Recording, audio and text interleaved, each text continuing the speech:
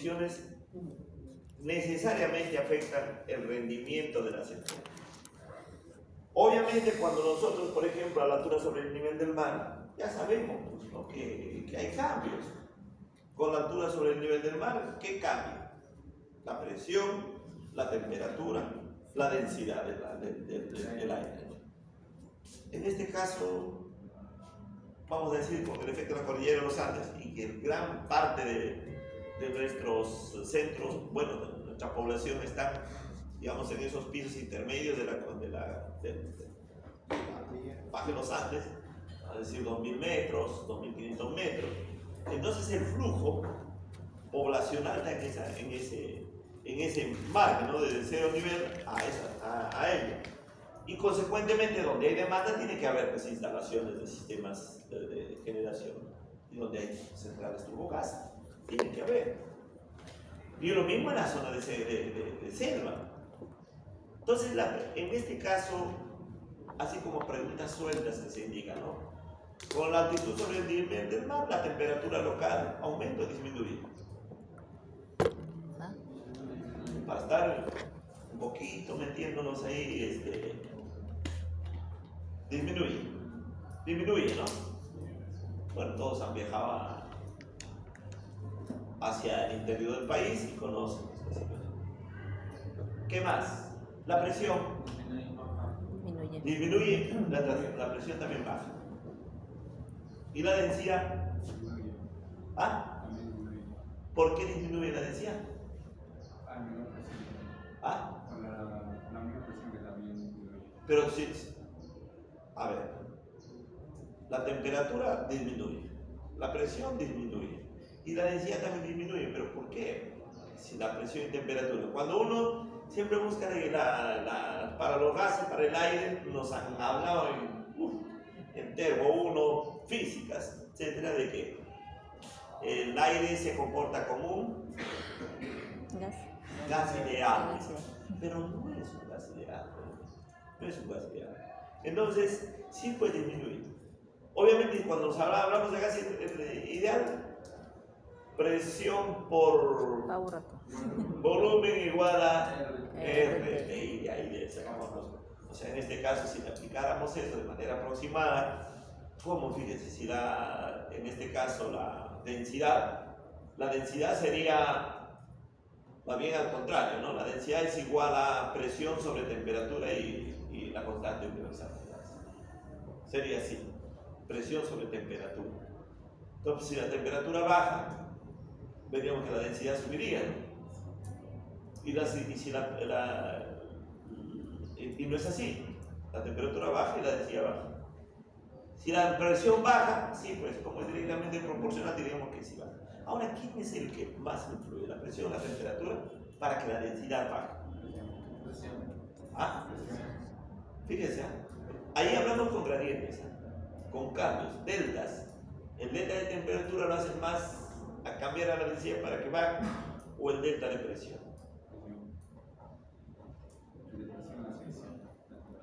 ¿Ah? Entonces, por eso miren, todo ese análisis, vean cómo hacen los cambios de temperatura. Ojo, los cambios de temperatura absoluta, pero al ser cambio no hay problema. Deltas en Celsius o deltas en Kelvin es lo mismo. Lo cierto es que ambas influyen para que la densidad baje. Obviamente con menor gradiente de presión, con menor gradiente la temperatura. Y más el efecto de presión, efectivamente. Pero baja. Sin embargo, ¿y la densidad en la selva baja? O la selva alta o la selva baja, que está a nivel del mar. Es una zona de alta temperatura. Ojo, la selva baja es de alta temperatura. ¿Cómo se comportaría ahí la máquina, en este caso una turbina a gas? Entonces, esas inquietudes nos lleva a esto, ¿no? Por resumen, digo, una mayor altura sobre el nivel del mar, vale decir, supone una menor densidad del aire que entra al compresor. Una menor densidad del aire. Considerando que el volumen de entrada es constante para una velocidad de rotación determinada, resulta una masa menor de aire que ingresa, obviamente. Entra menor masa. Para una temperatura fija de salida de los gases de la cámara de combustión, esta menor masa de aire requerirá menos combustible y como consecuencia se obtendrá menos potencia. Entonces, aparte, la masa de gases de escape dice también disminuirá. Entonces, y ahí se saca, fíjense. Este es un indicador que está variando, sino que se llama una referencia. Por cada 100 metros de altura sobre el nivel del mar, se tiene una pérdida de potencia de planta, o sea, de pérdida del turbogas en torno del 1 a 1.15, a 1.5. Y es una barbaridad eso, ¿no? Perder un 1% es altísimo cuando uno tira pluma en la generación de potencia.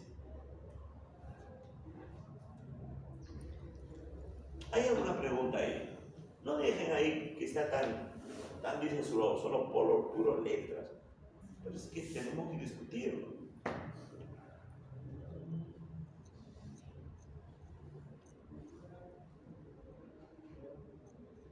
Yo me encuentro con jóvenes ya ingenieros, ¿no? Y ingenieros juniors de centrales que han llevado mi curso en los años 2015, 2018.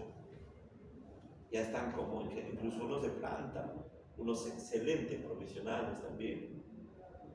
Y siempre lo que narran, ¿no? ¿Cuánto costó, digamos, unos, ¿no?, de asimilar lo máximo posible en la clase? Porque eso justamente mucho les hace falta ya.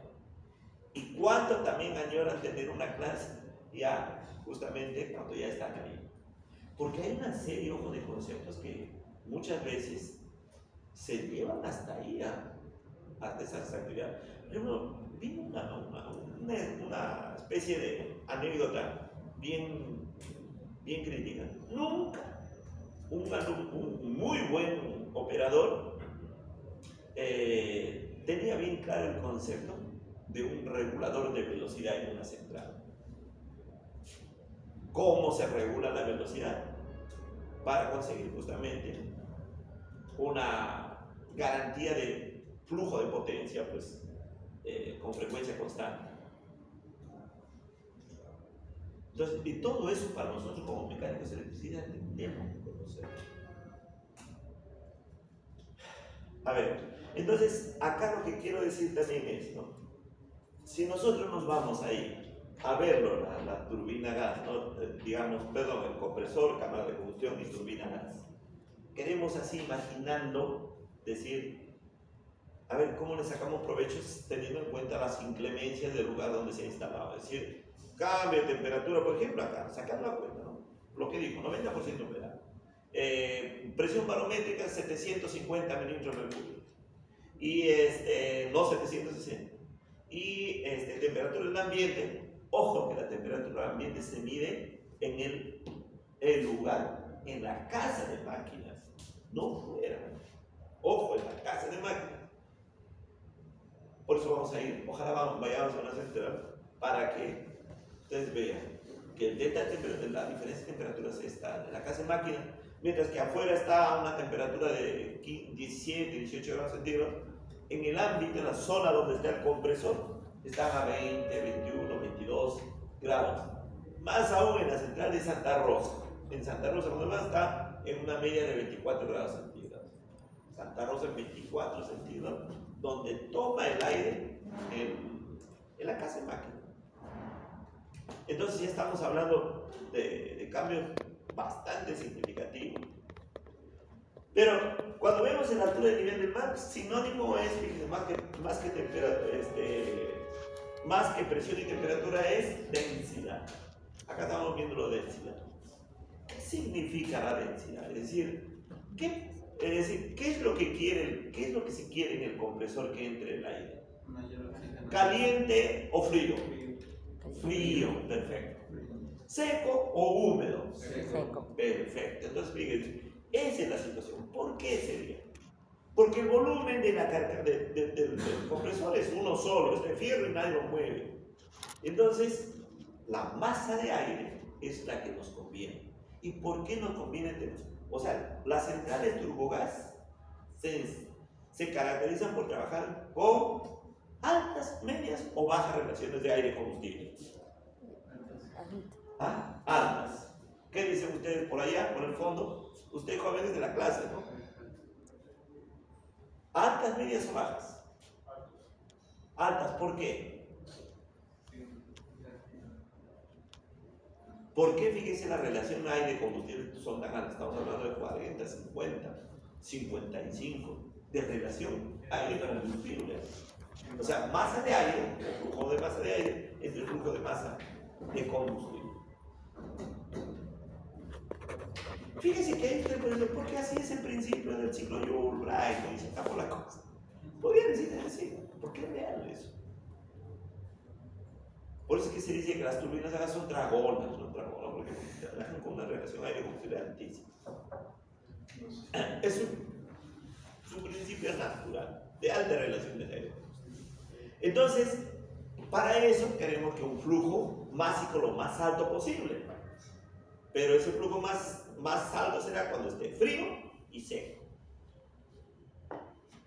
Ese es el asunto. Y eso, pues, o sea, una menor densidad. Con eso, una menor densidad. El problema es que si no, con la altitud, perdemos esa densidad. ¿Qué tenemos que hacer al perder la densidad? ¿Qué haríamos, por ejemplo? ¿Qué se practicaría una turbina a gas imaginariamente que está trabajando acá y a 100 megavatios? Y van arriba a 3.000 metros sobre el nivel, lo instalan y ya no da 100 megavatios, sino da 95. ¿Qué tendrían que hacer?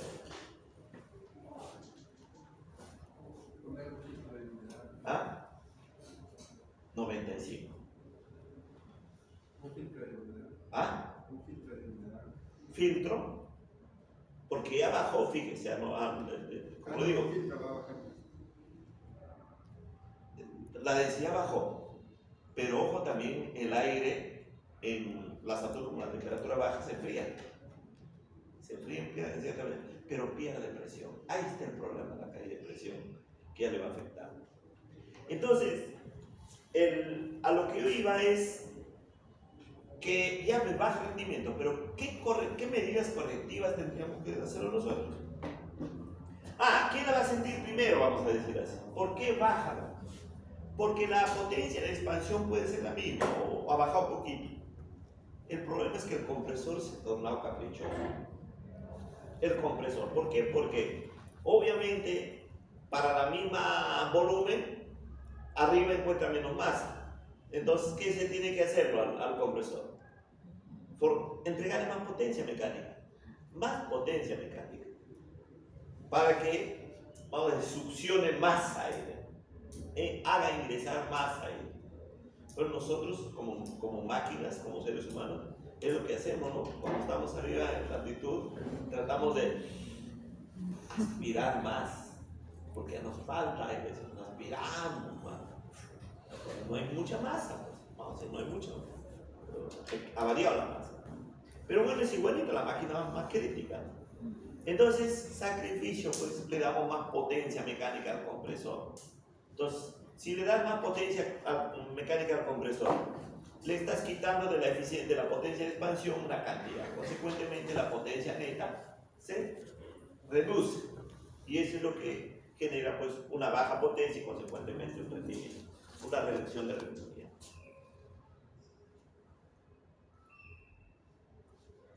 Ahora la otra pregunta, esa es con la altitud sobre el nivel del mar.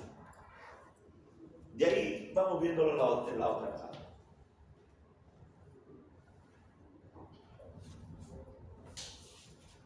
Efecto de la temperatura ambiente, o sea, la temperatura del lugar. Un aumento, digo, de la temperatura ambiente para una determinada presión ambiental, o sea, manteniendo la presión ambiental, lleva a una disminución de la densidad con los mismos efectos o similares efectos anteriores. Entonces digo, bueno, que el hecho de que el aire sea menos denso y por tanto el caudal máximo sea mayor, ¿no? Caudal máximo sea mayor, obliga a invertir una mayor potencia en el eje del compresor. O sea, es lo que decía, tenemos que darle más potencia al compresor que en condiciones normales, o sea, comparativamente a condiciones normales. Esta palabra, esto sí un poquito les comento, ¿no? Que se dice en condiciones normales absorbe alrededor de 2/3 de la potencia térmica general. Eso sacándolo en términos así genéricos, ¿no? Se dice de toda la potencia de expansión en la turbina gas, ¿cuánto se come el compresor para moverse? Se dice 2/3, pero es como una convención. Pero si fuera 2/3 significaría ya que la potencia neta estaría sujeta a cuánto aprovechar en condición térmica. 1/3, o sea, 1/3 es 33%. 33% de potencia térmica que podríamos aprovechar.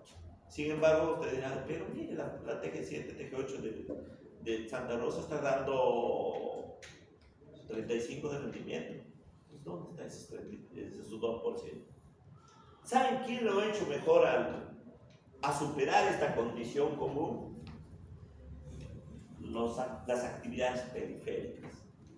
Por ejemplo, lo que vamos a ver después que en las turbogases se practica la inyección de agua a la cámara de combustión. Uno.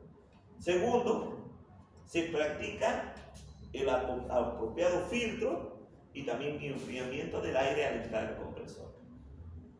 Esas cositas van superando ese 33% y llegan incluso a 35%. Y se llega al 36% de rendimiento en turbinas a gas. Entonces eso es lo que yo quería hacer la aclaración aquí.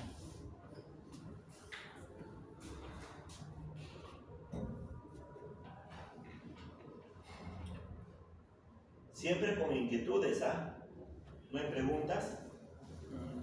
Mencionó algo de que se inyecta agua a la cámara de combustión. ¿Para qué sería el agua ahí? Muy buena pregunta.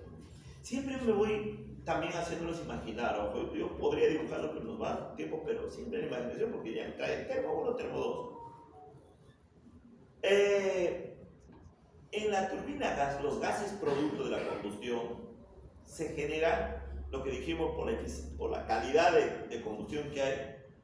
La temperatura de los gases de combustión se alcanza, ojo, se alcanza en las turbogas a los 1200 grados centígrados, 1250 grados centígrados. Pero en esas condiciones de 1250 grados centígrados, si bien decimos que el rendimiento de una central turbogas está en función de la temperatura, sin embargo tenemos que un poquito bajarla, un poquito controlarla, vamos a decir. ¿Por qué? Porque hay un efecto secundario ahí en la combustión. A medida que aumenta la temperatura de los gases producto de la combustión, aparece un fenómeno termoquímico que es la asociación de moléculas de gases producto de la combustión. Entre ellos, el oxígeno con el nitrógeno, el NOx. Y el NOx es fatal. O sea, hay un problema, diríamos, no importa, a veces encontrar que tengo 1200, con eso voy a tener alto rendimiento. Perfecto. O sea, termodinámicamente genial, con 1200 nos quedamos. Pero ese NOx va a generar un problemaza en los álabes rotóricos porque es un elemento, vamos a decir, corrosivo en caliente. Corrosivo en caliente. Entonces no nos van a gustar. Entonces, ¿de qué nos vale, como decir, tener alta eficiencia? Si va a durar poco. La calidad, el parámetro calidad se va a deteriorar. Entonces ahí se dice, a ver, ¿cómo lo bajamos esto? ¿No? Entonces, a través de inyección, fíjese, de agua pulverizada cuando se trata de turbogas sola, o de vapor bajo de baja calidad, vamos a hacer un vapor saturado, cuando se trata de un ciclo combinado. Entonces, se le coloca el agua. Se le coloca el agua en la cámara de combustión, en determinados lugares de la cámara de combustión, precisamente para controlar la temperatura. O sea, ahí se producen dos fenómenos, un fenómeno químico y un fenómeno físico. Fenómeno físico que le baja un poquito la temperatura, y el fenómeno químico que genera una reacción química que ¿cómo le llaman? Lo retrasa el proceso de generación de NOx. ¿Ya? el proceso de generación. Entonces con eso se controla. Se controla. Pero miren la ventaja, ¿no? Cómo es la naturaleza de las cosas. También uno consigue con eso bajar un pequeño del dinero, de 1200 lo baja a 1150, vamos a decir. Pero ya controlamos que no salga muchísimo en NeoX, sino reducido, vamos a decir. Y miren, ese fenómeno, por buena suerte, hay otra ventaja de inyectar agua. ¿Cuál sería? El inyectar agua. Ya, el agua, es decir, ¿por dónde sale? ¿Esa agua por dónde sale? Se mete junto con los gases durante la combustión, generando una masa mayor. ¿Y qué es la potencia de expansión en la turbina? ¿Acaso no es flujo másico multiplicado por el delta de entalpías? El delta de entalpías puede mantenerse constante, pero el flujo de masa, con esa cantidad de agua que se metió, aumenta el delta. Y ya se consiguió. Y eso significa, hay que verlo, hay que verificarlo. Cuando se hace, ya hay pruebas en las centrales de Santa Rosa, la TG7 y la TG8, que se hace potencia, o sea, pruebas de potencia efectiva y rendimiento, sin inyección de agua, y pruebas de potencia efectiva y rendimiento con inyección de agua para ver que se gana un delta de potencia.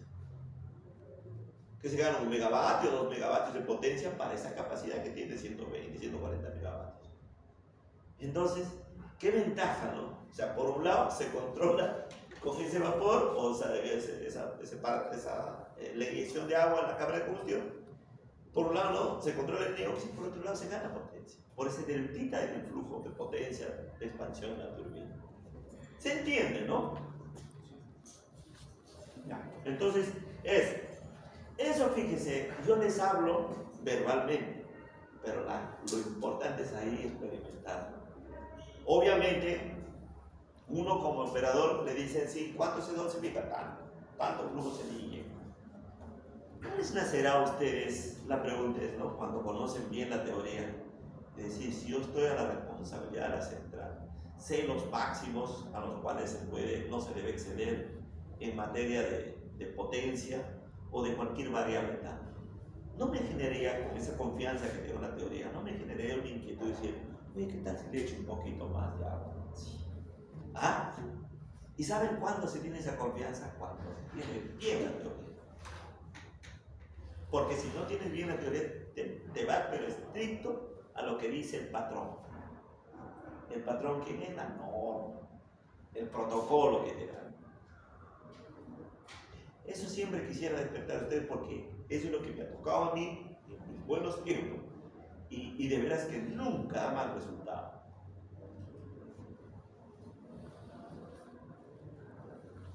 Bueno, pues, entonces eso sería en el caso de arriba.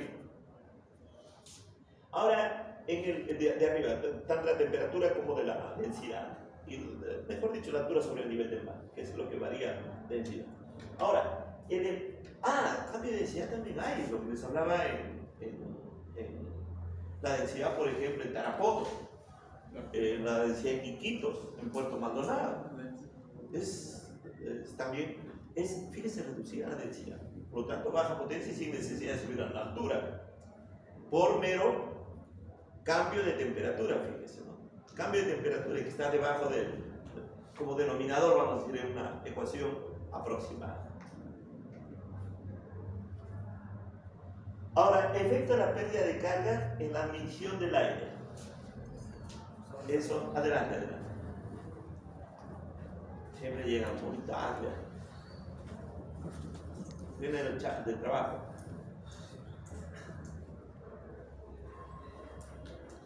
Hay dos de ustedes, ¿no?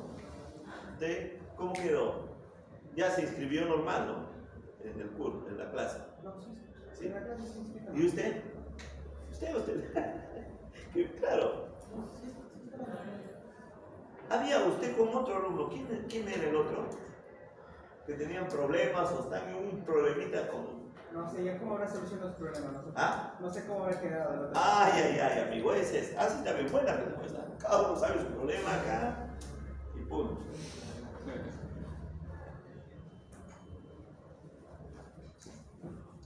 Bueno, en este caso la pérdida de carga en la admisión del aire, ese también es otro punto, ¿no? Otro punto. Pero primero lo leo este parrafito. Al igual que antes, para temperatura determinada se produce una disminución de la densidad del aire, ¿cierto?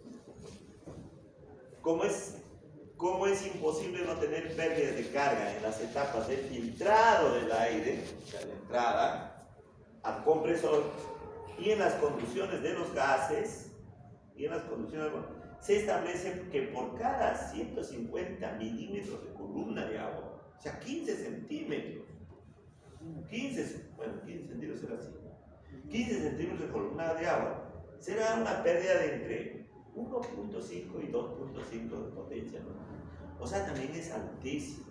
Si nosotros estamos hablando de que en una pequeña modificatoria que ustedes hicieran como aporte de operadores de una central turbogas, donde pasen de 33.5% de rendimiento, pasen a 33.7, de 33.5 a 33.7, es una ganancia buenísima. Cuando uno lo ve en millones de kilovatios hora que produce al año. ¿Qué de menos será mide 1.5 a 2.5? Es altísimo. O sea que por cada 100 megavatios se pierde 1.5 megavatios o hasta 2.5 megavatios de potencia nominal. Por cada 150 milímetros de columna de mercurio. O sea que acá ese es el gran problema que tienen las centrales de turbogas en el complejo Chilca, en Ventanilla. Por eso es que los más grandes gastos, cuando hacen las ¿cómo se llama el programa de mantenimiento? Los más altos costos están, uno de los más altos costos está en los filtros. Y también donde el operador, ¿no? El responsable de operación, está que mira pues siempre, que siempre lo tienen testeado el cambio de temperatura de entrada y salida del filtro. Para que no se dé esa situación. Sumado en nuestro caso, ¿no? Como digo, ¿no? En la zona, por ejemplo, en Urirín, en la zona de Chilca, pues no solamente se tiene altísima humedad, sino también se tiene polución, se tiene particulado en suspensión por el efecto de que está cerca del mar. O sea, hay corriente salubre también en el aire. Entonces, miren lo que hay.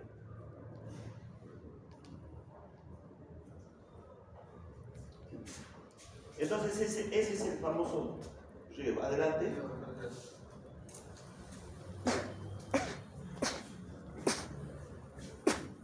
No hay preguntitas acá para pasar más abajito, que está importante. Bueno, usted está llegando recién. Como casi una hora, ¿eh? ¿De dónde viene? De 10 a... ¿De su casa? Sí. Salió una hora menos. La siesta se hace en el carro. No hay chino, no hay chino. ¿Ah? Sí, no hay. Paro de transportistas. ¿Está el paro hoy? Sí. Sí, vale, Uy, caramba. ¿En qué problemas vivimos en nuestro país? A mí me encanta la parte matemática de encuestado, estadística, mejor dicho. Cómo sacar indicadores haciéndoles encuestas a ustedes. ¿Cuántos estarán pensando en que terminar y irse de ustedes? ¿Ah? ¿Todos? Sin posibilidad. Pero la posibilidad no marca uno. Téngalo por seguro que la posibilidad no marca uno. Ese es 100%.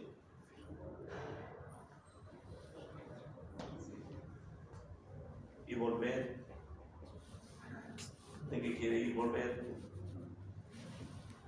Regresar. Sí regresé. O sea, sí tuve la oportunidad de irme y sí regresé. Claro, pero imagínate que vas por un trabajo. Un trabajo. En un futuro, que se me ponen las cosas a visitar. Yo trabajé, fíjate, 4 años y medio más o menos en España. Y una chamba tan bonita, ser auditor energético, ir de central hidroeléctrica, termoeléctrica, luego haber trabajado en una central carboeléctrica completita, luego también hacer investigación en un centro de una universidad donde hice doctorado. ¿Por qué me vine? Cuando yo llegué acá me dijeron ¿por qué has regresado? Algo así. ¿No? Pensé que iba a contar una historia. Siempre preguntan eso. Pero en mi caso, se lo digo, no me arrepiento, porque me fue siempre de la mejor manera.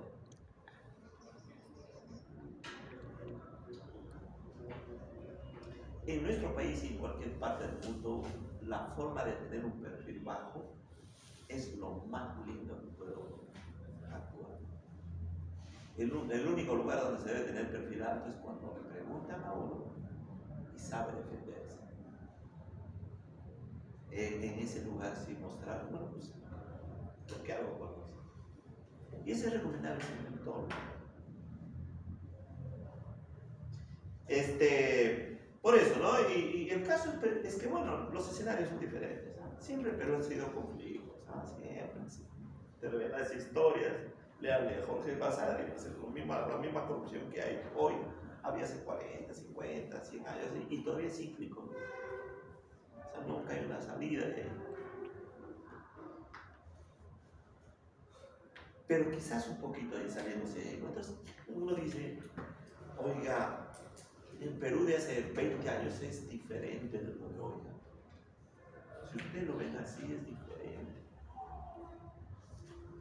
Hoy los pueblos jóvenes que antes eran como especie de invasiones, todos los conos, tienen la forma de una U.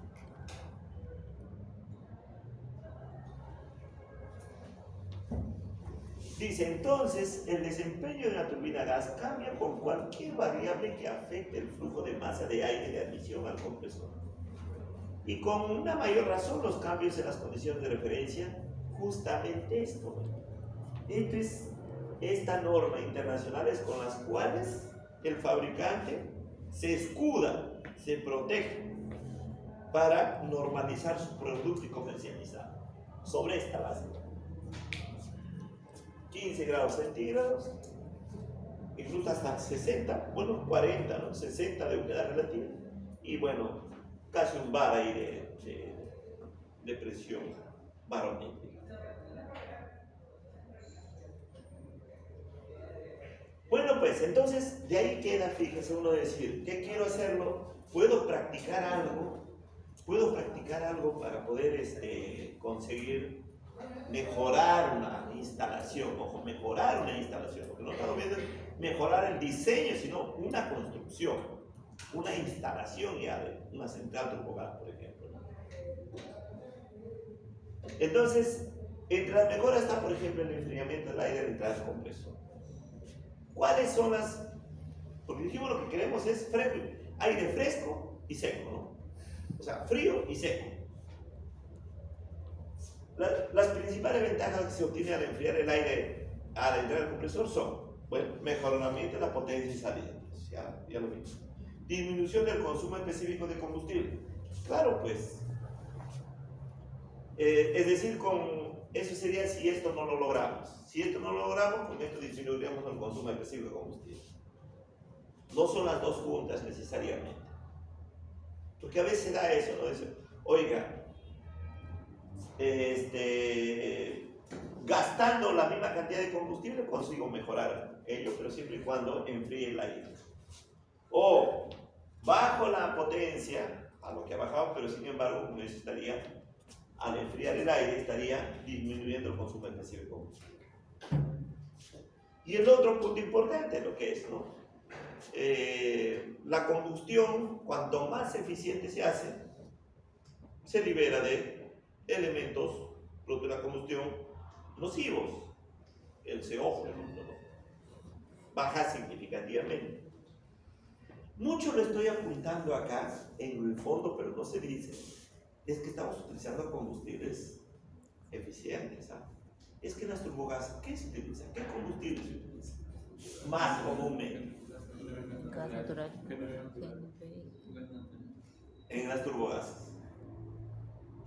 ¿Qué combustible utilizamos? Marea. Yo sé que lo sabía, sino que ahorita estaba. La turbogas de Santa Rosa, ¿qué quema ahorita? Gas natural. ¿Gas o diésel 2? ¿Gas natural o diésel 2? Joven.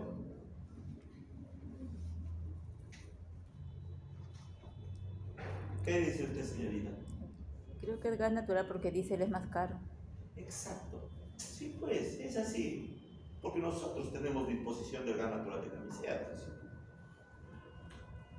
Entonces, por eso es que también se ha vuelto conveniente utilizar toda esta infraestructura de centrales termoeléctricas es por obra y gracia de que tenemos gas, el gas natural de camisea.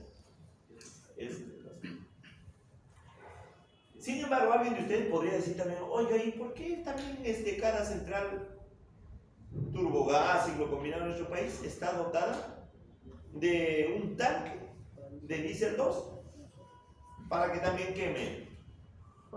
Podrían decir ustedes, y eso de acuerdo, ¿no? Por emergencia. Por Todas las emergencia, ¿no? centrales termoeléctricas de gas natural, todas en general, tienen una reserva para quemar diésel 2. Consecuentemente, también las cámaras de combustiones de estas centrales están listas para trabajar con diésel 2. Ya ese fabricante lo fabrica así. Las cámaras son para que trabajen con gas natural o con diésel 2. Eso se hace lo que dijo su compañero, ¿no? Lo que hacen es, en nuestro país, y eso está muy bien, ¿no? Imagínense que hay un bueno, ojalá Dios no quiera, un cataclismo, un boicot, ¿no? Terrorismo. De los ductos de gas natural de camisea. Entonces, problemas serían. Entonces, ahí es donde entrarían los sistemas con diésel, ¿no? Es decir, eso se abastaría incluso también para las condiciones, ojo, a través del tiempo que se dan, y como se dio hace poquito, ¿no? Con este problema de las sequías, muchas centrales hidroeléctricas bajaron su potencia y quien tenía que soportar eso, incluso en las horas que meterle diésel 2. Pero ojo, las centrales turbogás no trabajan en dedicado en ambas, o sea, simultáneamente, no queman simultáneamente diésel 2 con gas natural, sino que son o gas natural o diésel 2, es así, pero no las dos juntas. Entonces de ahí vamos a llegar a los chillers, justamente, a eso es lo que quería. Una de las formas, digo, de enfriar el aire es mediante un sistema evaporativo. Es una de las formas. Y ahí es donde digo, este sistema reduce la temperatura de una corriente de aire a través de la evaporación del agua inyectada, y es aplicable en lugares donde el aire es cálido, o sea, de un aire de temperatura pues cálida, siendo más efectivo en ambientes secos. Fíjense, más efectivo en ambientes secos este sistema evaporativo. No, obviamente en nuestro país no se podría, perdón, en Chile no se podría aplicar eso. El primer dibujito de a pie que lo va a mostrar. El otro dice, el enfriamiento se logra haciendo pasar el aire a través de un filtro por el cual se deja que escurra el agua. Debido a la baja humedad relativa del ambiente, cosa que tampoco es nuestro caso, parte del agua líquida se evapora. Luego, la energía del proceso de evaporación viene de la corriente de aire, por lo que en consecuencia se enfría. Ahora, un enfriador evaporativo, digo, incrementa la humedad relativa hasta valores alrededor de 85%.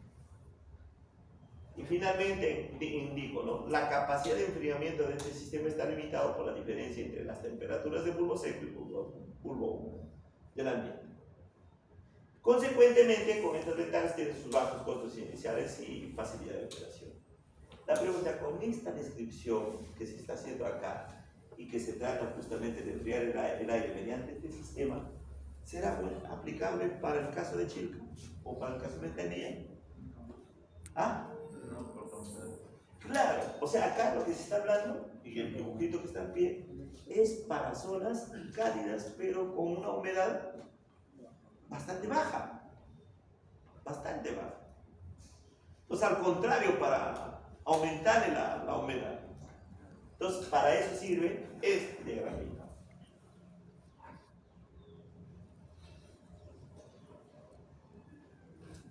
¿Ven? Este es el famoso enfriador evaporativo. Acá está el compresor, cámara de combustión, turbina de gas. ¿Ven? Acá el aire, este es el filtro que viene, bueno, es un esquemita simple, ¿no? El filtro para justamente quitarle los particulados. Esa es la función principal de este filtro. Partículas de suspensión, me refiero, que vienen en el aire. Y que la temperatura se va a mantener. El aire lo único que pierde es particulado. Y la temperatura se mantiene acá. La cuestión está de acá, enfriarlo y llevarlo acá al compresor. Entonces, como este tiene baja humedad, una forma de incluso enfriarlo es con este sistema evaporativo, ¿no? O sea, con particulado de vapor, así como spray. Eso lo logra, fíjense, a este aire, vamos a decir, aire por decir, de 20 grados y de 40% de humedad, lo enfría pues a 15 grados y le aumenta, con los sprays de acá, le aumenta pues de 40% de humedad a 60%.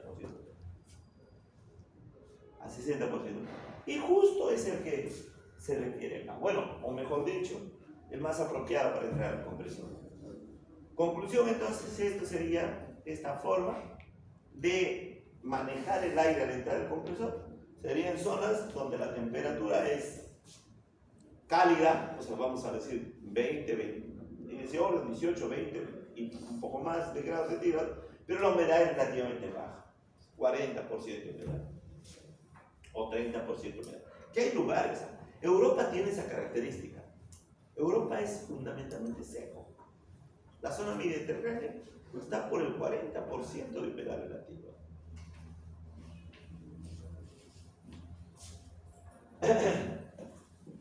Bueno, pues entonces este es el concepto de cómo buscar enfriar el aire y aumentar un poquito la humedad relativa.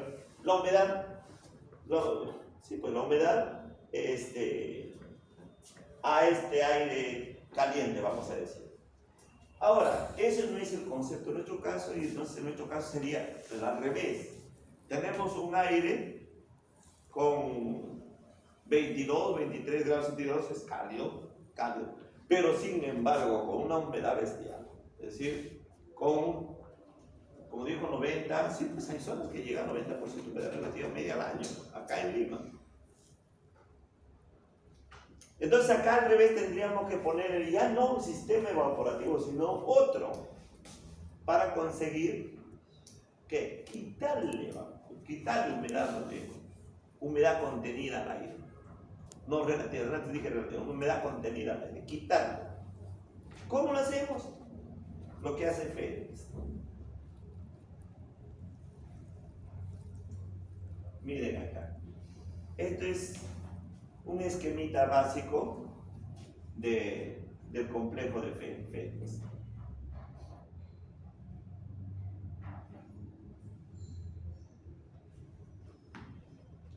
El suministro de agua, las líneas azules, el agua de retorno, la verde,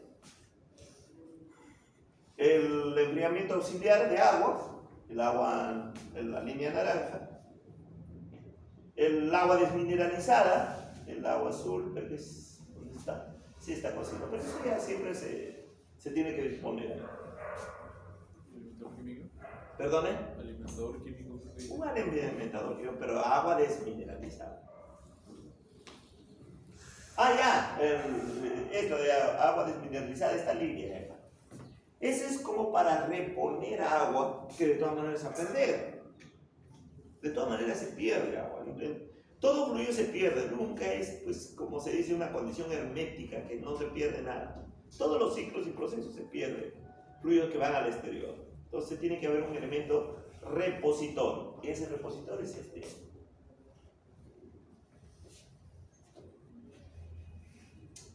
Obviamente para los chillers esta agua tiene que ser tratada, pues, porque si no, porque es recirculante. De lo contrario, si no es tratada, pues esas bombas van a sufrir con agua, pues, con alto contenido de carbonatos de calcio, etcétera, etcétera, ¿no? O sea, con un agua dura.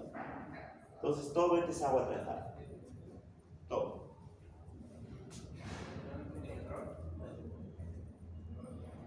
Este alimentador químico que es bueno también, pues justamente para condicionar. Una cosa fundamental, ¿no? Cuando uno quiere tratar el agua, hay dos componentes fundamentales, dos componentes importantes. Uno es que se mantenga el nivel de dureza de agua, o sea, bien bajito, un agua blanda, y el otro es que su pH se mantenga casi neutro. Eso es la sustancia que se le alimenta de acá para, como se dice, para poder mantener esas condiciones. Y entonces ahí está el esquemita, fíjense, elemental, cómo funciona. A ver, al final, acá ¿qué queremos? ¿Qué queremos? Ahí están las dos centrales, ¿no? De la TG12 y la TG11, es decir, dos. Félix tiene dos, perdón, dos, joven,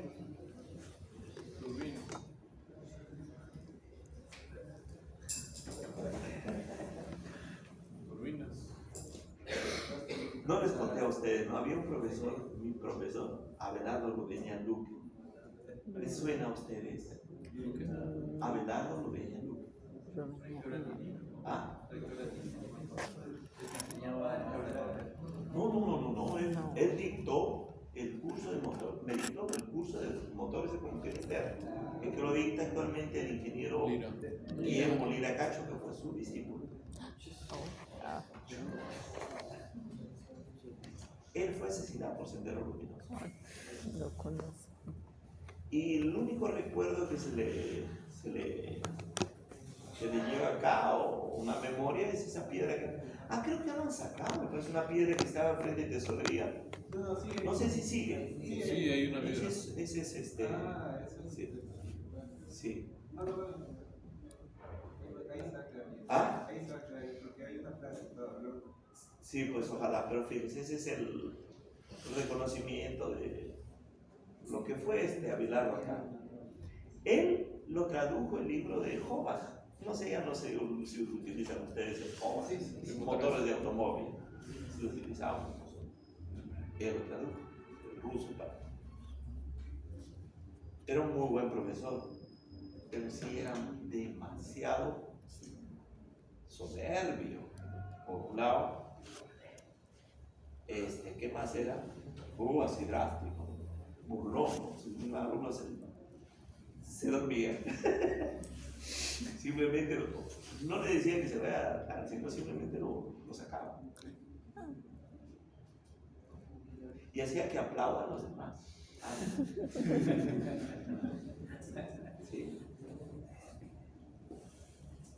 Los excesos siempre en la vida, de un lado o de otro. Pero no fue por eso que Ojo no sufrió ese atentado, creo. Y si hay un poco, pero esa es especulación, nunca se supo quién lo mató. Bueno, obviamente fue Sendero. Pero nunca se investigó él. Sin embargo, las lenguas que siempre existen, ¿no? Lo que indican que antes venía, por ejemplo, por los años 80, 81, 82, Sendero Luminoso andaba adiestrando, ¿no? Entraban así encapuchados al aula y se ponían a hablar. Ahí están las dos TG. Se supone que este es la entrada del aire, se supone que sí pues, o sea, la zona donde se hace el enfriamiento antes de la entrada al compresor. Antes de la entrada al compresor. Son dos packs que son antes de la entrada al compresor. El aire viene para acá una vez filtrado, ¿no? Acá es donde actúa este sistema chiller. Los chillers no son otra cosa, productores de agua fría, ¿no? Eso es, productores de agua fría. ¿A costa de qué? De la circulación del sistema de refrigeración por compresión de vapor. Compresión de vapor de refrigerante. Acá los refrigerantes que utilizan son diferentes, diversos. ¿Qué refrigerante utilizan en su refrigerador de su casa? ¿Ah?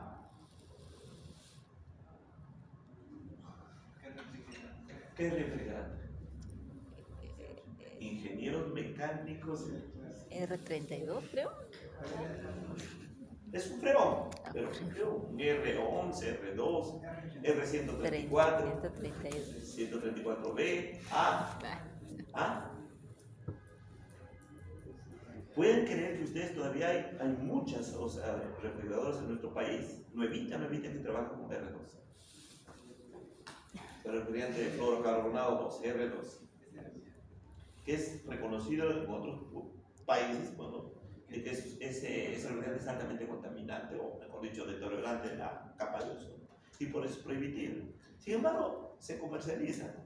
Cuando por prueba vayan a una casa comercial y digan, a ver, ¿cuánto cuesta? ¿Qué refrigerante utilizas? Claro, el comerciante no les va a decir, porque no conoce, pero vende la ficha, o la placa, y ahí está. Entonces, eso es, pues, y ahí está, el caso del evaporador y su condensador, o sea, el ciclo de refrigeración correspondiente para enfriar el agua. Es decir, a ver, el azul es el agua de suministro, ¿no? El agua de suministro, y el agua ya se supone que entra por acá, el agua fría, y al aire que está con alta humedad, ¿no? Al aire, el aire con alta humedad relativa, perdón, con alta humedad contenida, es decir, con 90, de 80%. Entonces, acá lo que le hace esta agua fría es le transfiere, pero ojo, no en contacto directo, sino en contacto indirecto, un intercambio de calor. Lo enfría al aire caliente que viene por acá, que es caliente, estamos hablando de 22 grados, 22 grados centígrados, lo enfría, y por otro lado también, ¿qué lo hace a la humedad contenida en ese aire? Simplemente lo condensa. Y lo condensa y empieza a caerse. O sea, por acá se cae, vamos a decir. O sea, por encima de los tubos, estos tubos, se condensa y se deposita por esta parte. Obviamente no se ve acá, se deposita por esa parte. Y entonces con eso es que se logran dos cosas, ¿no? Por acá ya sale aire, o sea, se va al compresor, aire frío, bajó de 22 grados centígrados por decir a 18, y luego también seco porque le quitó, lo condensó a la humedad del aire. Perfecto, pues, se logró. Y por acá, por estas tiras, unas tiras que hay, se evacúa el agua condensada. ¿Y esa agua condensada qué tipo es? ¿Qué tipo creen que es? Es un agua destilada. El condensado es prácticamente agua pura. Cero carbonatos, o sea, con una dureza 0 y un pH 6. O sea, perfecto como para eliminar buena parte de acá y buena parte de la planta desmineralizadora. Eso es lo que cuando le han tirado pluma en Fénix, es decir, por un lado consigo el enfriamiento y por otro lado consigo sacar agua que me cuesta tratar, lo encuentro de esta manera. Entonces tira pluma de eso y saca por un lado ventajas, tanto eficientes por el agua fría, por el aire frío y seco que va al compresor, y por otro lado porque hay agua de reposición que ha salido prácticamente como consecuencia de este proceso Ahora la pregunta es, ¿no puede diseñarlo? ¿No podríamos diseñar esto? A ver, imagínense, ¿qué variables nos harían falta para poder dimensionar esta capacidad del chile? ¿Ah?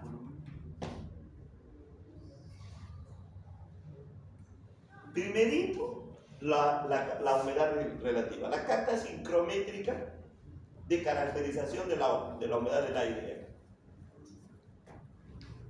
Sobre esa base se dimensiona la potencia de este sistema para poder sacarlo. Y obviamente acá hay un flujo, ¿no?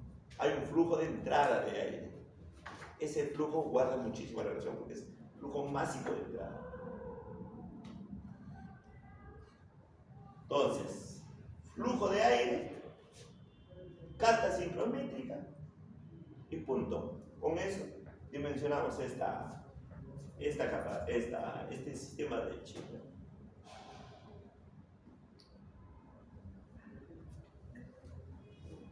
Todas las centrales son sujetas a poder practicarla. Y la verdad que ustedes dicen, ¿por qué no lo hacen? Si van a ganar mucho. ¿Por qué en nuestro país no se practica? Porque quizás, ojalá Dios quiera, vayan todos fuera y se metan a esta parte. Y van a ver los casos los europeos, sí, pues, como siempre adolecen de energía primaria, pucha, ellos se la ven en todas, en buscar técnicas de optimizar la energía, de lo poco que tienen o les cuesta, en aprovechar. En cambio, en nuestro país, sí, pues, la TG7, TG8 y las otras dos Westinghouse que se tienen ahí en la central esta de Santa Rosa, podría haberse convertido incluso a ciclo combinado. Hay otros factores que les comenté, ¿no? Creo que el espacio, los permisos para ellos críticos, pero podrían hacerlo.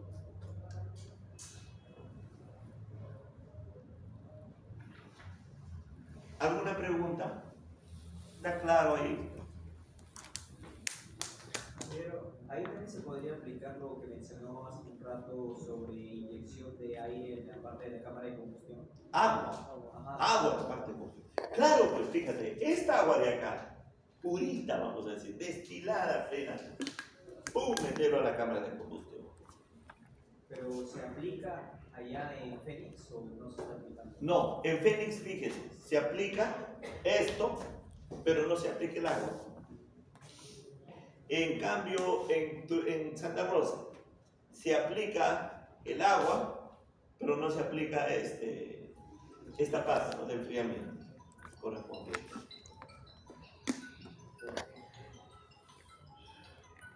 ¿Me puedo contestar, por favor? Disculpen. Es que para contestar y cada una de esas podrían ser ciertas, ¿no? Pero acá es fundamentalmente porque la energía primaria lo tenemos altamente disponible y barata. Segundo, la idiosincrasia de los propietarios, generadores, siempre están en una situación, ¿no? Al tener todo bueno, todo disponible y barato, pues no buscar mejoras. Otra importante, el mercado de servicios de esa naturaleza, ¿no? El mercado de servicios. Yo les comento también, trabajé para el Instituto Catalán de la Energía, para lo que es ¿cómo se llama? Eficiencia energética en procesos. Se mantiene hasta ahora, entren al Instituto Catalán de la Energía, ICE, o al IDAE, el Instituto para la Diversificación y Ahorro de Energía. Sus orígenes de estas empresas, ¿saben cómo fue? Ellos salieron a ofrecer cómo hacer eficiencia energética en procesos industriales. Tanto era que hacían, por ejemplo, encuestas, ¿no? Una textil, España tiene tuvo un fuerte desarrollo textil en la zona de Levante, que se llama la zona oriental, la costa oriental, que es justamente la parte de Cataluña. Y lo que se quería, ¿no?, es de buscar siempre eficiencia energética, a pesar de que adolecían de energía primaria, petróleo, etcétera, ¿no?, que son altamente consumidores. Sin embargo, su forma de poder, y en eso participé, era que uno tenía que ir a ofrecer sus servicios a las empresas, a las textiles, a las plantas de cerámica, a ofrecerles que, por ejemplo, miren, le corregimos esto en cuestión de iluminación, o le corregimos otro, este otro en la parte térmica, y con los ahorros que ustedes logren en el año, nos pagan. O sea, estas dos instituciones, el IDAE y el ICAE, fueron los que prácticamente invirtieron para hacer lo que son hoy. Vale decir que de buenas a primeras, ninguna empresa, por más que le pinte a usted que va a mejorar su condición energética o consecuentemente su condición económica, de producción, ¿no?, de fabricación de su producto, si es que uno no le concientiza. Eso fueron los ahorros de los años 90. Hoy hay pues una concientización bárbara en ello. Entonces es lo que falta también nosotros. En nuestro país no hay empresas que se dediquen a ofrecer consultorías y asesorías en materia de ahorro y eficiencia energética en proceso. Y bueno, en generación de potencia igual. Por eso es que es el problema. El otro, ¿sabe cuál es? Que lo que les hablé, nosotros tenemos 7500 megavatios ahorita de potencia máxima o máxima demanda en el sistema. Sin embargo, tenemos como 13.500 megavatios de potencia instalada y ahí pues digamos, nada aprovechándose como reserva, efectivamente. Entonces, de esas, sumado a las reservas que tiene la propia central con Diesel 2. Entonces, eso hace que exista como una especie de una confianza para no tener que hacer esas actividades. El otro punto es como el caso de Ventanilla, ¿no? Ventanilla, si ustedes ven la historia, es la primera central que se transformó en ciclo combinado. Pero buena parte del tiempo pasó en ciclo simple. Después de pasar unos, por decir así, creo, me parece unos 5 años, poquito a poquito pasó a ciclo combinado. Y con ciclo combinado, pues salta en potencia, ¿no? De 300 megavatios se va a 540. Miren esa potencia. Y el otro es que de horas de aprovechamiento, o sea, de horas de utilización, de inyección al sistema, también pasa, es decir, de 5.000 horas se pasa a 6.500 horas de utilización. O sea, todas las ventajas para ganar. ¿Por qué no lo hizo? Uno se dice en su tiempo, más antes, ¿no? Esa es la situación. O sea, a veces es bien dificultoso decir por esta razón, pero no son muchas veces técnicos. ¿Algo quería decir? Es que como no hay mucha industria tampoco que necesita energía, por eso los proyectos de inversión en el ámbito de generación eléctrica tampoco crecen. Puede ser. Más bien te puedo decir de que crecen de manera errática e insegura. Esos dibujitos que les mostré, esas gráficas en las primeras, ¿no? De cómo en el 2016 Bloom subió la potencia instalada bruscamente, y era por una razón. Yo he trabajado ahí en la parte de planificación de oferta y demanda de energía eléctrica en el COES, que era mi campo, ¿no? Y efectivamente se veía así. En el 2015 se avisoraba pues ¿cómo se llama? La puesta en operación de varios centrales mineras. Tía María estaba que esos días ya mañana. Estaba así, por ejemplo, ¿no? Y así otras, ¿no? Bueno, vale, incluso el caso de Chinalco, que es una zona en Junín, una de las grandes también mineras que se había paralizado por determinadas características de calidad de mina, pero que despegaba también. Lo otro, las Bambas, lo otro, Cerro Verde. Cerro Verde pasaba, decir, de unos 400 megavatios pasaba a 600 megavatios de potencia. Las Bambas con cero que empezaba arrancaba con 150 megavatios de principio. Si uno le suma esas cantidades, era pero brusca Entonces, en ese momento, las Bambas entró, Cerro Verde entró, y se creía que los demás iban a tener la misma tendencia, la misma tendencia, que es justamente de Tía María, y también las mejoras que se iban a hacer en Guajón, y varias otras mineras de la zona sur.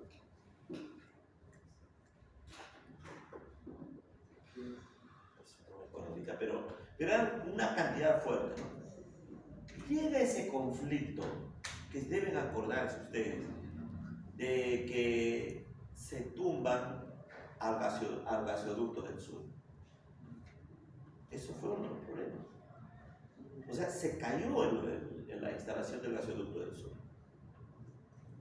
Todos ustedes se han enterado de cómo fue, etc.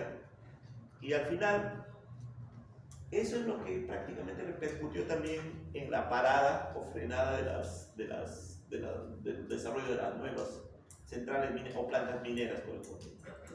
Sumado a otro gran problema, pero grandísimo, ¿no? A la parte conflictiva de las mineras. Entonces todo eso se hizo un problema y todo se cayó. O sea, ya de ahí toda esa influencia.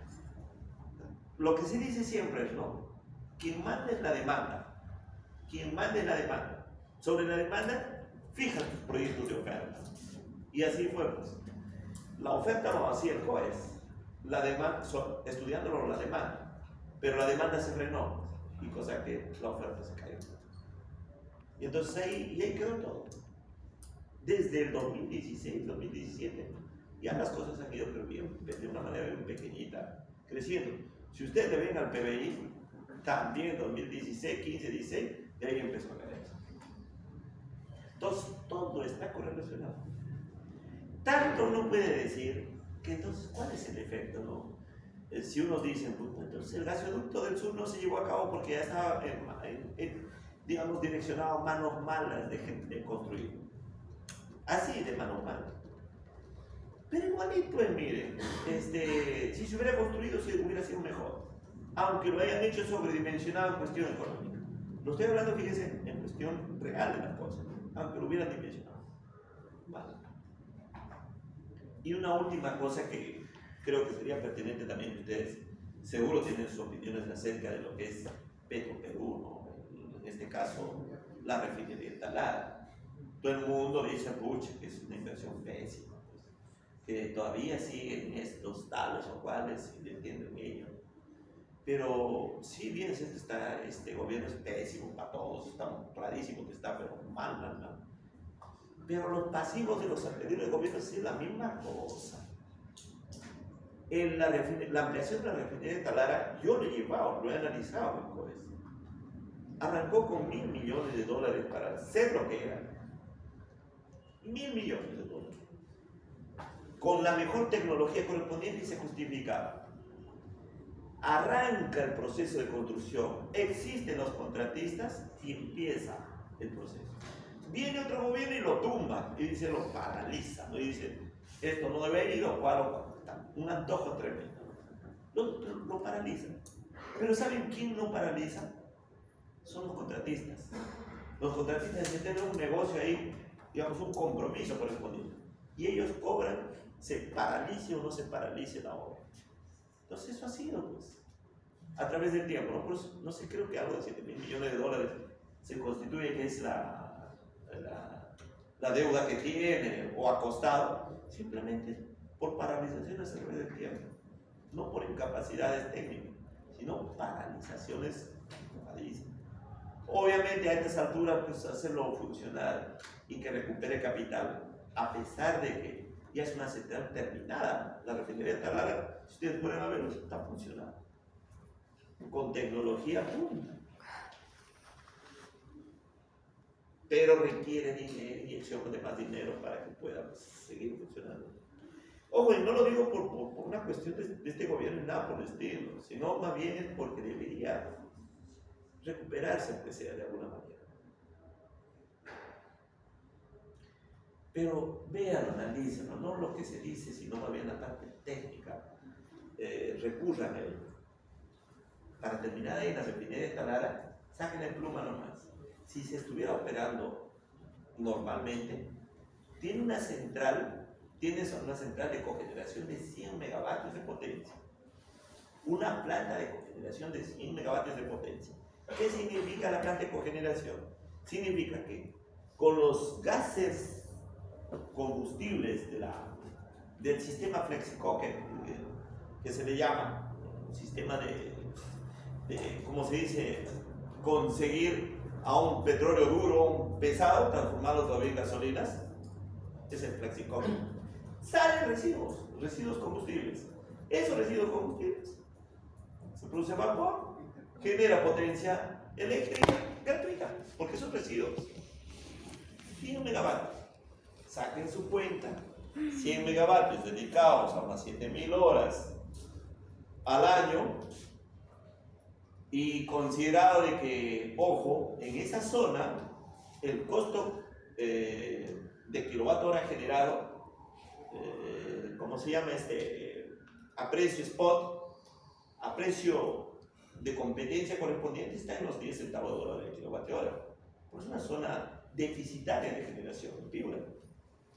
Entonces, si nosotros estamos sacando pluma, y lo van a ver que sacamos pluma, que una central de cogeneración genera a un costo que cuando le sacamos la fórmula sale a 3 centavos de dólar el kilovatio hora, y estamos diciendo que hay un precio spot ahí de 10 media anual, entonces hay 7 centavos de dólar el kilovatio hora que estaremos ganando.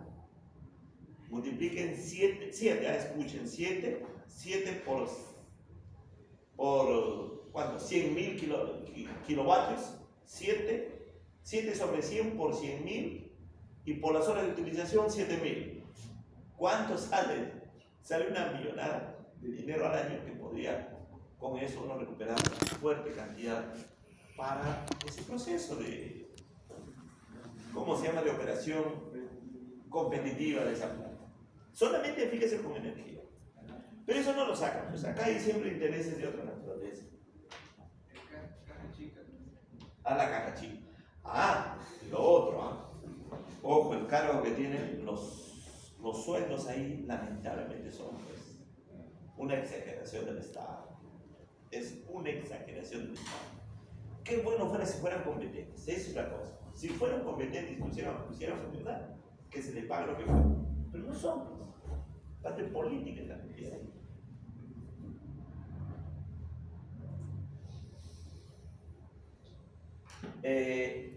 A ver, de acá, entonces, yo lo que le estaba comentando, fíjense, de acá surgen inquietudes. Estos jovencitos, no sé quién, son alumnos, un alumno egresado del ciclo pasado, va a ser el temita de tesis de titulación, de tesis desde Chile.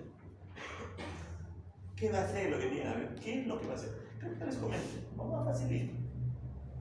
Evaluarlo, pues, cuántos metros cúbicos por día de agua se extrae de Chile, por ejemplo, en una estadística, a plena carga, por supuesto, a una sola carga.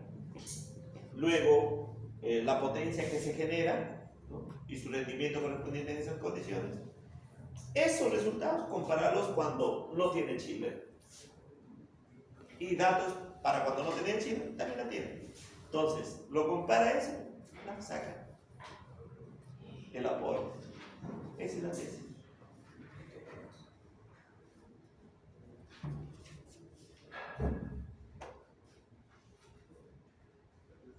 A ver, de acá, evaluación energética de una central turbogas, justamente es lo que vamos a hacer en la parte práctica, ¿no?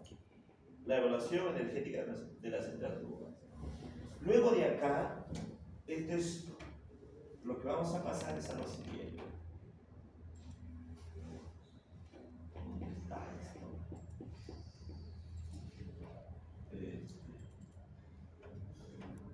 Ya lo tienen todo ahí en sus. Siempre quizás si tenemos unos 10 minutos, miren, para ver si la mayoría de libros de ciclo combinado ilustrativamente definen al ciclo combinado como lo que está acá. Si lo voy a decir, combinado, pues el ciclo Wright con el ciclo Wright.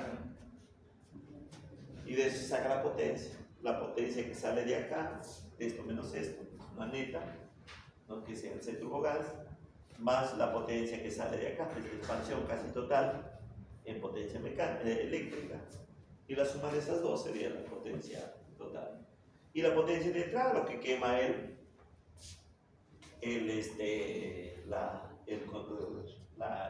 sistema de combustión de la parte turbogas. Solo que les quería, y creo que también les comenté en la introducción, que realmente es solamente una definición, porque en la parte perdón, una ilustración, más no una definición. Nosotros, claro sabemos, los diagramas TS, los diagramas termodinámicos se hacen con sustancias, cada una con sustancias. Acá estamos trabajando con aire y gases, acá estamos trabajando con agua. Por lo tanto, a cada una le corresponde su propio diagrama, sino que acá se superponen para ser ilustrativos. Vale decir, ¿no? De 1 a 2, que es compresión del aire, de 2 a 3, combustión, de 3 a 4 salen gases producto de la combustión que se aprovechan en la turbina gas y generan potencia mecánica, pero a la vez también para mover el compresor, que lo requiere. Y ya los gases salen por acá y se van al medio ambiente, pero es un turbogas simple. Pero en este caso de acá, esos gases que salen más o menos que les comenté acá, están en el orden de... Siempre hay que llevar esos valores así en rangos. 1600. Acá dijimos 1000, 1100, 1200, 1250 hasta llegar. 800. Acá 600, 550, en ese orden. 500, 600. Claro, a medida que aumenta la potencia, esta temperatura sube y esta también, vamos a decir, sube. 1200, 600, así para tener la referencia. Entonces 600 grados centígrados, es 600 grados centígrados, tirarlo al ambiente así, y con y más aún, ¿no? Y ahí viene la situación, fíjense, para preguntar, ¿quién es más conveniente a practicar un ciclo combinado? Cuando es dedicado la central turbogas a gas natural o cuando es dedicado a diésel 2. Miren, ¿cuál sería más conveniente hacer ciclo combinado? A ver, ajá, una. ¿Qué más sería la otra? Parte económica, ¿no? El gas natural es mucho más barato y altamente disponible en nuestro medio. Tal es nuestra realidad, porque un ciclo combinado en Medio Oriente, el combustible es barato ahí, igual también, todo depende, fíjense. Pero en nuestra situación sí pues conviene el gas natural.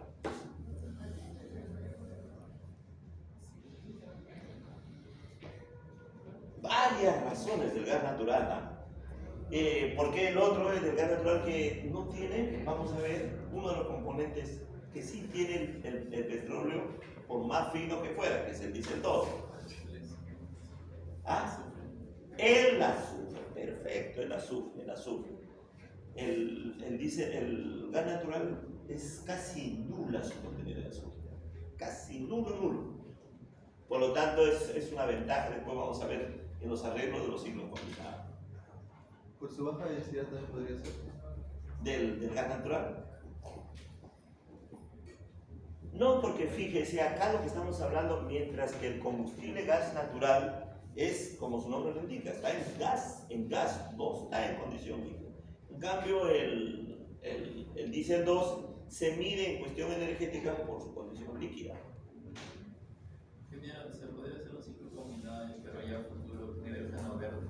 Claro que sí, ese va a ser posiblemente usted lo que va a trabajar. Va a trabajar ahí, sí. Va a ser así, porque a eso vamos. Es que Alemania lo está haciendo. O sea, produce hidrógeno verde del agua de mar y lo mixturiza, ¿no? En la cámara de combustión con gas natural, que en este caso le venden pues estos países africanos, todavía no, nada con los rusos todavía. Entonces, de esa manera está generando. Obviamente que el hidrógeno, ustedes cuando lo vean, ¿no? El hidrógeno molecular es más fino, más peligroso para almacenarlo, comprimirlo y liquefactarlo. Ese es uno de los grandes problemas que tiene el hidrógeno. Pero también la tecnología va a ir, va superando. El poder calorífico inferior también, el poder calorífico del hidrógeno no es el mismo que del gas natural. Pero, como se dice, si no tienes y además es barato conseguirlo, se tiene que ir. Y lo que se está justamente en los estudios, la mayoría de los papers que hoy están saliendo respecto de la complementariedad del gas natural con hidrógeno verde, es la proporción que debe entrar en la cámara de combustión. Todavía no hay una situación que se diga, oiga, el 20% en masa debe ser hidrógeno y el 80% ¿cómo se llama? En gas natural, para que sea eficiente. No lo hay. Están esos procesos. Pero se quema. Lo cierto es que sí, pues, va a llegar un límite de la condición más eficiente de aprovechar, la proporcional más eficiente de aprovechar. Ya, entonces eso es esto, pues, bajará pues de acá, que son 600 grados, ¿hasta cuánto crees de acá? Siempre hay que tener esa referencia, ya, pues, vale mucho. 100, 120. ¿Está bien? 100, 120, por ahí está bien. Y la pregunta sería también, dice, como cualquiera, pues, ¿por qué no lo vamos hasta más abajo? ¿Por qué no lo aprovechamos hasta 80, hasta 50? Por el último hasta el ambiente. ¿Se podrá? No hay ¿Ah? no habría variación de Hay un problema, jóvenes. Hay un problema que lo vamos a ver. O sea, estamos adelantando. Estamos viendo la problemática para verlo ya en la parte cuando entremos ahí a la solución. Es que a medida que nosotros queramos ir 120, 100, 80, 70, nunca vamos a llegar acá a este punto, nunca. Decir a 80, a medida que vamos bajando, ¿qué estamos haciendo en esa caldera recuperadora? Le estamos poniendo muchos serpentinas. Y al poner en la caldera recuperadora bastantes serpentines, en temperatura lo aprovechará, perfecto, cada serpentina lo aprovechará, pero genera una caída de presión. Eso haría que la caldera recuperadora, a medida que nos vamos hacia abajo, aumente su caída de presión. Y aumentar la caída de presión, ustedes imagínense y hagan la prueba a su vehículo, ¿no? Vayan y tápenle pues la salida de gas de combustión, a ver qué pasa. ¿Qué pasa? Se apaga. Cuando lo pueden ver, ¡pum! Van a ver que se apaga. Entonces ese es el problema, pues ahí estaríamos a la pobre cámara de combustión, ¿no? Fíjese, acá sufre, ¿no? Simplemente ahogando, ¿no? Y ese es el problema. Entonces hay límite, y ese límite se considera más o menos en el orden de 100, 110, 120 grados centígrados. Entonces eso es lo que quería mostrarles ahorita, y en la siguiente clase, plan de 6 y cuarto, volvemos pues. ¿Qué les parece? ¿Nos quedaríamos? Un sosiego. La lista, por favor, lo mantienen.